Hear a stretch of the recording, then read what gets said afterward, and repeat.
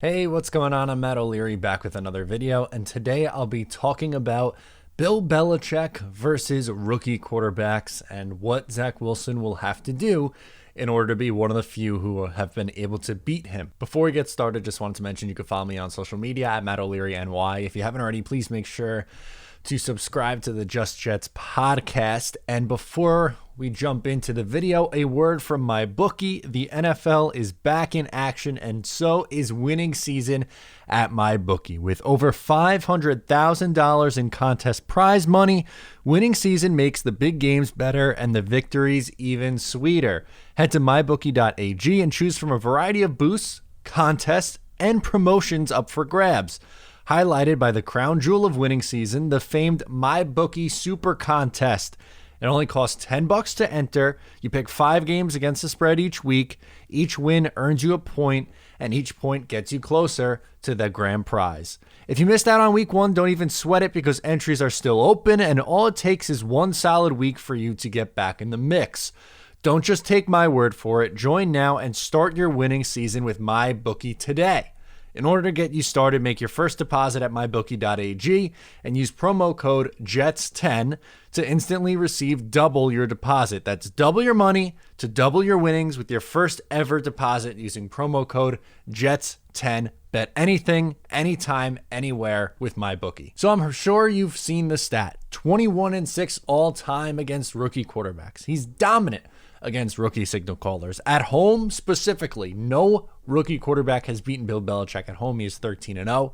On the road, not as successful. 8-6. Still a winning record, but definitely a little bit closer to having a chance there.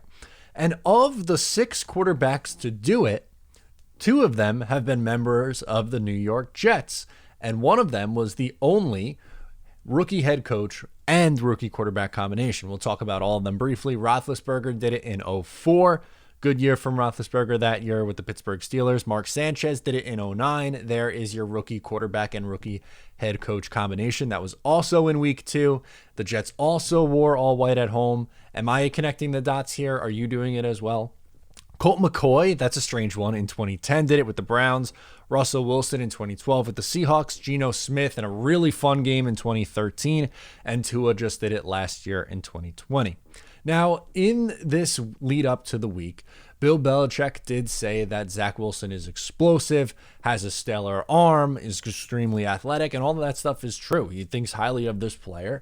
Most of the NFL does, and they realize what they're going to have to do. And if I'm Bill Belichick, or if I guess I'm predicting what I think Bill Belichick will do, they're going to do a cover 0 like what they did to Sam Darnold in 2019.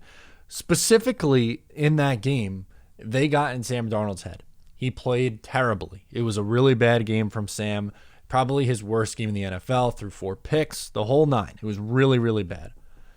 And this week, the Jets have a depleted offensive line. Mekhi Becton's out on the left side, which means George Fant moves over from right to left. Morgan Moses comes in, which might be an upgrade on the right side. But if they blitz the quarterback and try to get after Zach Wilson, that's probably their recipe for success. Last week, the Panthers had 6 sacks. 6! And 10 quarterback hits. They were all over Zach Wilson. So I would imagine that Bill Belichick is going to try to do the same thing when it comes to getting to the New York Jets and just playing defense against them, is get after the quarterback. The offensive line right now is a weaker point unless they gel and look like a unit that we thought was going to be improved this year.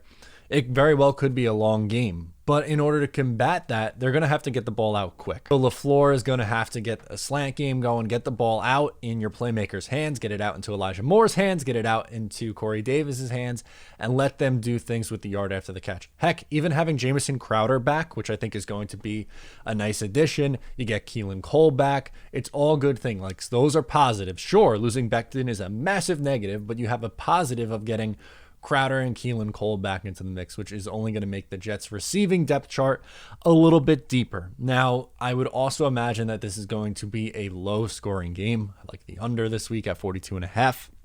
So what the Jets are going to have to do is keep it tight and potentially capitalize off a mistake. In week 1, Mac Jones did a really good job of not turning the ball over. He managed the game really well and even played above expectations. But the Jets are going to have to get to him and get him to make a mistake in order to win this game. That's another thing for a key to victory.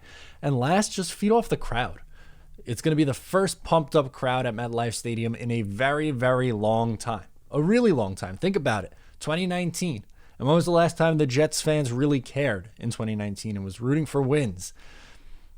It's been a while. It's been a really long time. 2020, garbage year. Thankfully, the fans weren't really involved in 2020. Otherwise, things could get really ugly. So the fans who haven't been to the stadium in over a year, new head coach, new quarterback, a little bit of expectation about turning this thing around, the fans are going to be excited. And the crowd's going to be into it.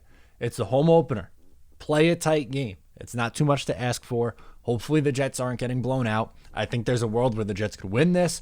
Right now, they're 5.5 or 6-point underdogs, depending on where you look. But in order for them to have their best recipe for success, it's going to have to be a low-scoring game.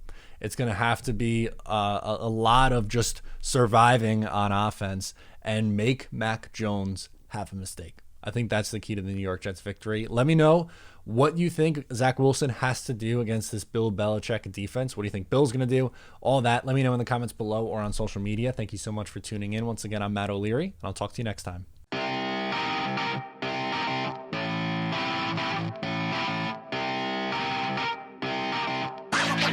Wow.